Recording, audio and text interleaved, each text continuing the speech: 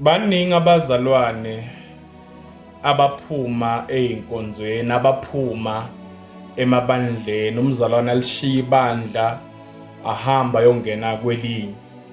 Izathu-ke zalabo bantu azifani zokuthi uphumeleni kulelo bandla ayongena kulelinye.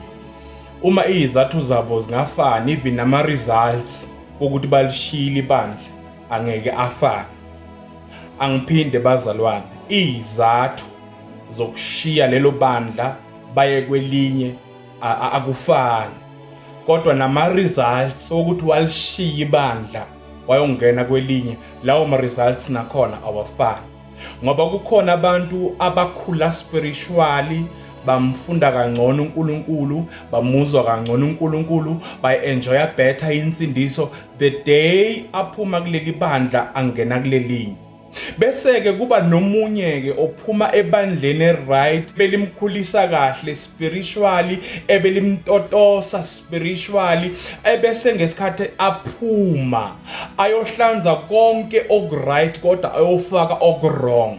Ngoba ngesikhathi uphuma abazalwane enkonzweni, inkonzo-ke ungangena noma ngangipho ufuna ukungena kiyo, as long kuphakanyiswa nje igama lika Jesu. Kodwa let me just say something and prophesy something ukuthi there's a danger kumuntu ophuma angena ebandleni, ngoba abanye they've changed churches without noticing ukuthi they are changing gods. Kunabazalwane abaphuma enkonzweni kodwa kwangabi ukuthi baphuma enkonzweni, baphuma kuNkulunkulu okungiyena yena ebekumele ahambe naye, uNkulunkulu ebekungiyena yena ebekumele amkhulise. KunoNkulunkulu ngoba lisho iBhayibheli ukuthi la mhlabeni kunabo uNkulunkuluwana abazalwane. So omunye washiya ibandla ebeliphakamisa uJesu, waye ebandleni elingahlangana enhlobo noJesu, kodwa into zimile ngoNkulunkulu waleli bandla. Bazalwane, akusiwo wonke umuntu oyophuma enkonzweni ahambe angene kwelinye ibandla ozosokola, ozostrugglisha, ozoswela, oyoginqika nemoto. Kukhona abazalwane abazophuma kwelicala baye kwelinye icala, into zabo ziqala ukumanifesta, bathole ama-breakthroughs.